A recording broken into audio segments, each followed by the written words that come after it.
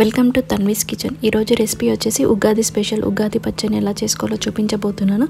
ఒక్కొక్కరు ఒక్కొక్క స్టైల్లో చేస్తూ ఉంటారు కదా, నేను ఎలా చేస్తానో మీకు చూపించబోతున్నాను. ఇక లేట్ చేయకుండా ఈ రెసిపీని చూసేద్దాం.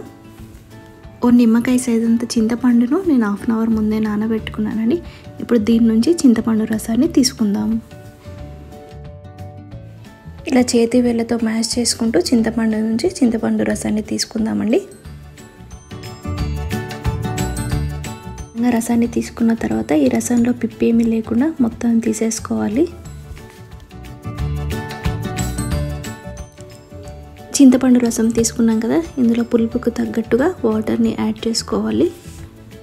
ఇప్పుడు ఇందులో మామిడికాయ తురుమును వేసుకోవాలి.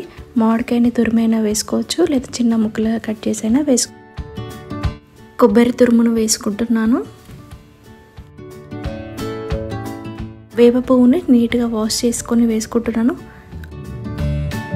ఆ తర్వాత స్వీట్నెస్కి తగ్గట్టుగా బెల్లం తురుమును వేసుకోవాలి. ఇప్పుడు చిటికెడు ఉప్పు, అలాగే చిటికెడు కారం వేసుకోవాలి. 1 టీ స్పూన్ పుట్నాల పప్పును కూడా వేసుకోవాలి. 1/2 టీ స్పూన్ గసాలను వేసుకోవాలి. మనం వేసుకున్న ఉప్పు, కారం, బెల్లం ఇవన్నీ చింతపండు రసంలో కలిసిపోవాలండి.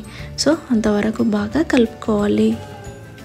మనం వేసుకున్న ఇంగ్రీడియంట్స్ అన్నిటినీ బాగా కలుపుకున్నాం కదా, దీన్ని ఒక సర్వింగ్ బౌల్లోకి సర్వ్ చేసుకుందాం. సరిగా 7 రుచుల ఉగాది పచ్చడి అంతే అండి. ఉగాది స్పెషల్ ఉగాది పచ్చడి రెడీ. మీరు కనుక ఈ వీడియో చూస్తుంటే డెఫినెట్గా నేను చేసిన మెథడ్లో ఒక్కసారి ఉగాది పచ్చడిని చేసి చూడండి. రుచి చాలా బాగుంటుంది.